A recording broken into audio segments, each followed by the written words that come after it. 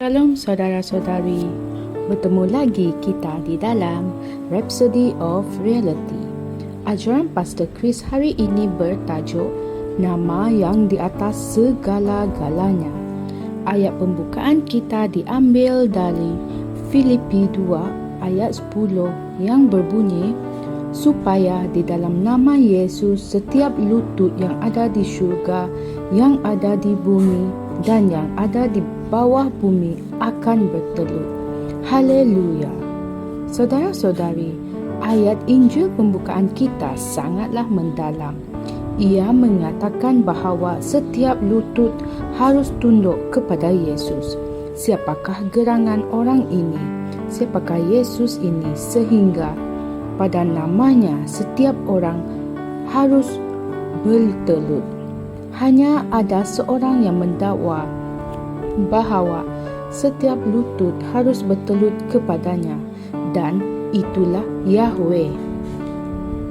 Dalam Yesaya 45 ayat 22 hingga 23 berkata, berpalinglah kepadaku dan biarkanlah dirimu diselamatkan, hai seluruh hujung bumi, kerana akulah Allah dan tidak ada yang lain. Aku telah bersumpah demi diriku sendiri. Firman telah keluar dari mulutku dalam kebenaran dan tidak dapat ditarik kembali. Dan setiap lutut akan bertelut, setiap lidah akan bersumpah. Haleluya. Kemudian dalam Mazmur 138 ayat 2 yang berkata, kita mendapati bahawa nama Yahweh terkandung dalam nama Yesus, kerana engkau telah membuat firman-Mu dahsyat pada setiap namamu.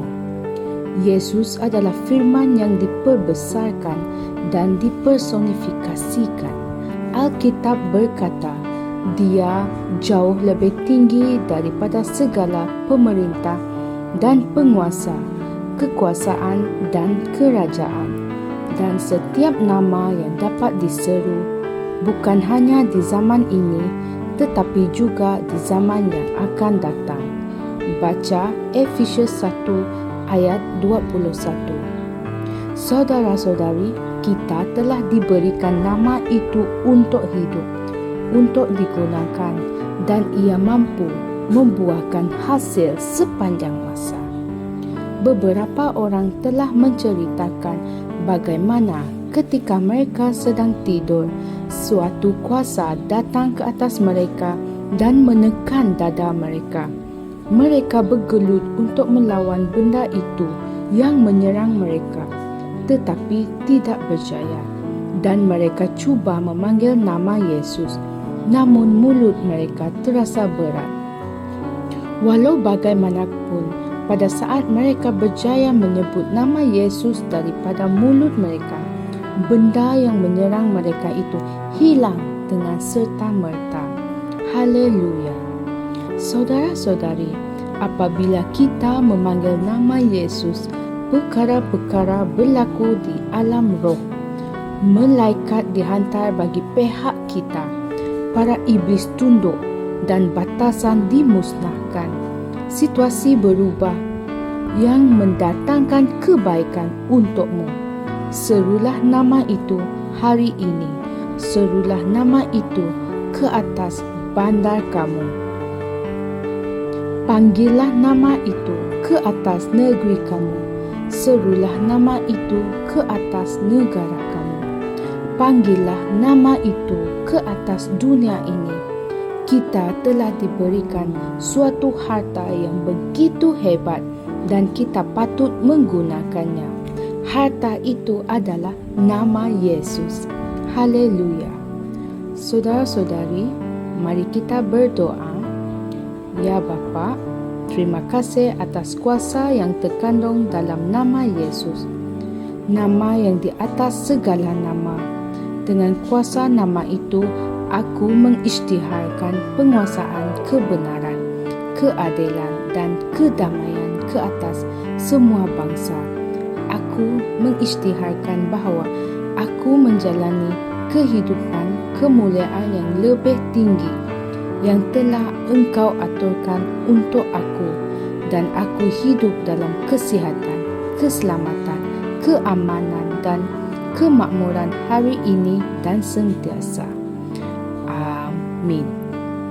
Renungan tambahan kita diambil dari Roma 14 ayat 11, Mazmur 72 ayat 11 dan Filipi 2 ayat 9 hingga 11.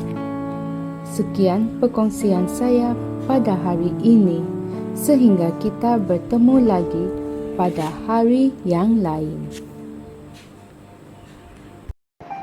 Kami percaya saudara-saudari semua telah diberkati dengan perkongsian firman dari Rhapsody Reality. Bagi sesiapa yang ingin menjadikan Yesus Kristus sebagai Tuhan dalam kehidupanmu, kamu boleh mengucapkan doa ini bersama dengan saya. Ya Tuhan Allah, aku mempercayai Yesus Kristus, Anak Allah yang hidup dengan sepenuh hatiku. Aku percaya Dia telah mati untukku, dan Allah telah membangkitkan Dia dari kematian. Aku percaya Dia hidup hari ini. Aku mengaku dengan mulutku bahwa Yesus Kristus adalah Tuhan dalam hidupku mulai dari hari ini. Melalui Dia dan di dalam nama-Nya, aku mempunyai kehidupan yang kekal. Aku telah dilahirkan semula. Terima kasih Allah kerana menyelamatkan jiwaku. Aku sekarang adalah anak Allah. Haleluya. Tanya, sekarang kamu telah menjadi anak Allah. Untuk apa-apa sebarang pertanyaan atau untuk mendapatkan lebih banyak maklumat mengenai bagaimana untuk bertumbuh sebagai seorang Kristian, anda semua boleh hantar mesej di akaun Facebook kami atau email kami di tni.msia@gmail.com. Sekali lagi, tni.msia@gmail.com. Tuhan berkati anda semua.